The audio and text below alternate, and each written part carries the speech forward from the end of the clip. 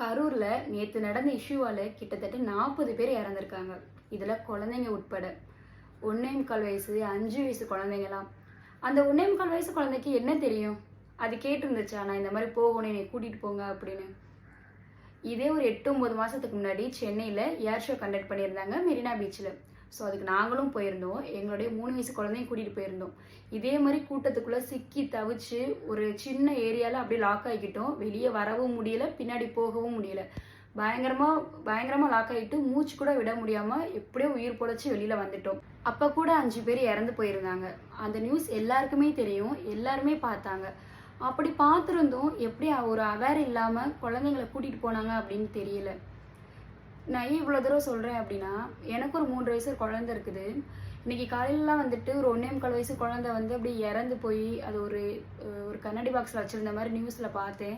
அதை பார்த்ததுலேருந்து எனக்கு நிம்மதியே இல்லை. என்ன சொல்கிறதுன்னு தெரியல. நான் வந்து யார் பக்கம் சரி, யார் பக்கம் தப்பு அப்படிங்கிறது நான் பேச வரல. நம்ம வீட்டில் இறப்புன்னு ஒன்று நடந்துச்சு அப்படின்னா, அதோட இழப்பு வந்து நமக்கு மட்டும்தான். மற்றவங்களுக்கு அது வெறும் ஜஸ்ட் ஒரு நியூஸ் தான். ஸோ அவங்க அடுத்த நிமிஷம் அடுத்த வேலையை பார்த்துட்டு போயிடுவாங்க. நாம தான் சிந்திச்சு செயல்படணும், அவ்வளோதான். ஸோ இனிமேலாவது எல்லாருமே அவேராக இருக்கணும். குழந்தைங்கள பார்த்து எல்லா இடத்துக்கும் கூட்டிகிட்டு போகணும். ஸோ ஏன்னா அவங்களுக்கு வந்துட்டு சின்ன குழந்தைங்க தானே, அவங்களுக்கு ஒன்றும் தெரியாது. கீழே விழுந்தா கூட அவங்களால எந்திரிக்க கூட தெரியாது ஒரு கூட்டத்துக்குள்ளெல்லாம் போகும்போது. ஸோ முடிஞ்ச அளவுக்கு குழந்தைங்களை கூட்டிகிட்டு போகாமல் அவாய்ட் பண்ணிக்கணும் கூட்டமான இடத்துகளுக்கு.